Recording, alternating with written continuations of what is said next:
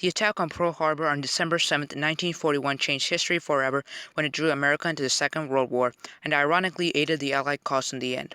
The power and industrial might of Americans greatly aided the Allied side in both the Pacific and European theaters.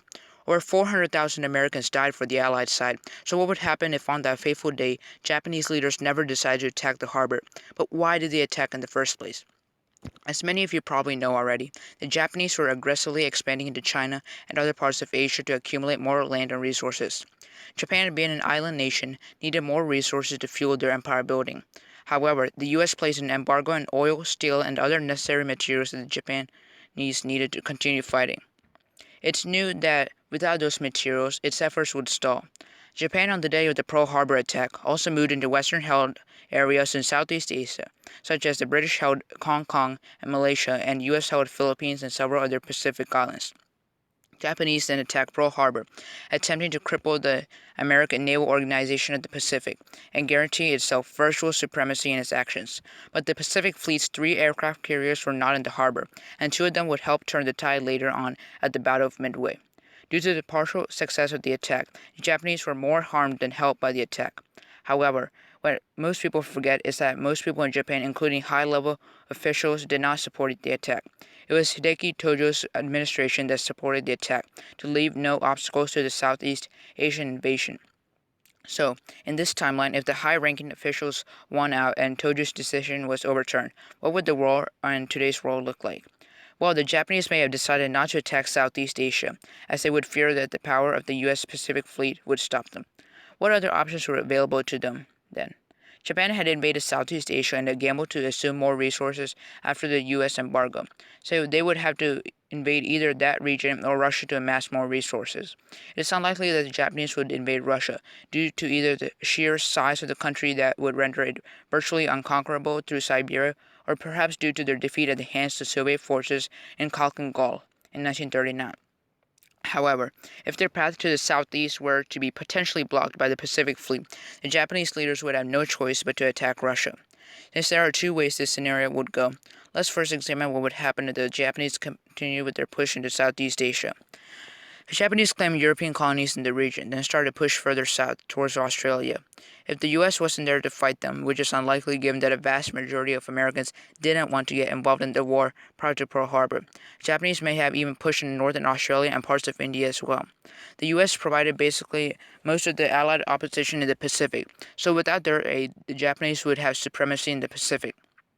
Even if the Japanese were to take the Philippines and such, the conquest of so distant lands would arouse little emotion in the American people, unlike the much closer Hawaiian Islands.